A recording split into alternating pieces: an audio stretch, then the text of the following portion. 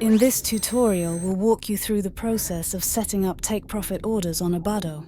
Before we jump in, it's important to note that practicing with a demo account is a great way to familiarize yourself with market conditions without risking real money. Let's get started. After logging into the platform, open the market you're planning to trade in. Once you've entered a position, you'll see a red or green line indicating your trade's entry point on the chart. It will be green for buy orders and red for sell orders. To set a stop loss, simply click and drag this line away from your entry price and let go of the click to set your stop loss. For setting a take profit order, perform the same action in the opposite direction. If you prefer setting a precise stop loss or take profit level, you can directly input these values in the stop loss and take profit fields within your trade box. These settings are flexible and can be adjusted in real time to reflect changes in your account's margin, balance, and the prevailing market conditions, allowing for effective trade management.